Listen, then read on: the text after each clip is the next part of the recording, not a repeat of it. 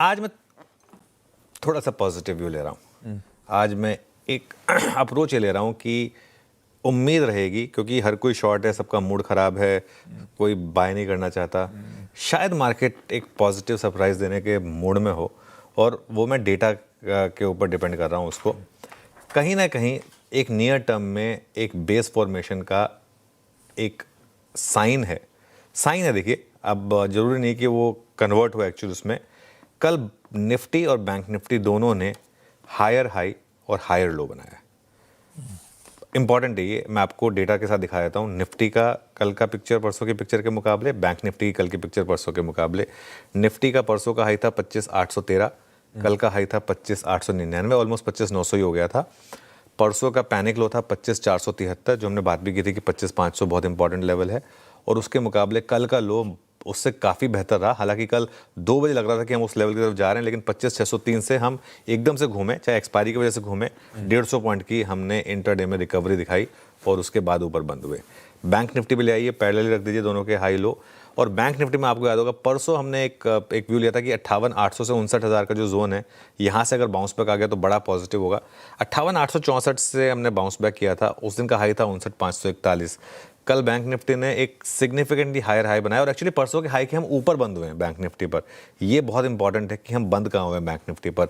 59,767 पर बंद हुए हैं और 59,312 लो था। दोनों टेबल अगर साथ में रख देंगे तो और क्लियर हो जाएगा कि निफ्टी और बैंक निफ्टी दोनों में हायर हाई और हायर लो बना, और बैंक निफ्टी रिलेटिवली एक शेड बेटर है कंपेयर टू निफ्टी।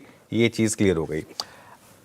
क्यों कह रहा हूँ अब मैं ये बात? हमारी मार्केट में 4-4 दिन के ट्रेंड्स रहे हैं, और ट्रेंड रिवर्सल बहुत जल्दी होता है। हम बहुत जल्दी भूल जाते हैं ये चीज़ कि जस्ट लास्ट फ्राइडे, मतलब पिछले हफ्ते से लास्ट फ्राइडे हमने ऑल टाइम हाई लगाया था निफ्टी पर।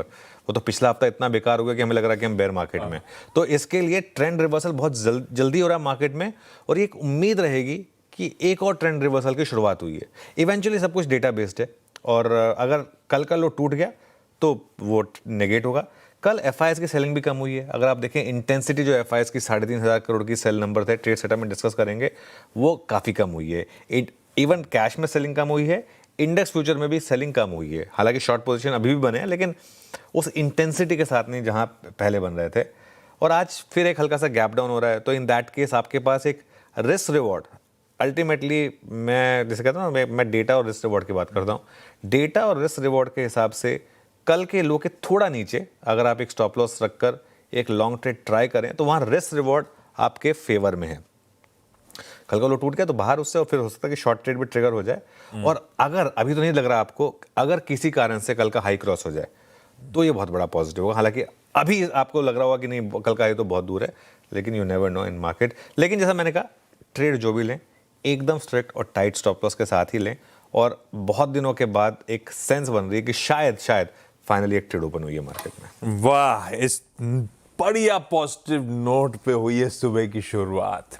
एक पॉजिटिव सरप्राइज के मूड में हो सकते हैं भारतीय बाजार, और क्यों वो समझाया है बढ़िया तरीके से। कल के सेशन में जो हुआ, जो नियर टर्म बेस फॉर्मेशन की गुंजाइश बैठती हुई और खड़ी है सामने एक्सपायरी, देखते हैं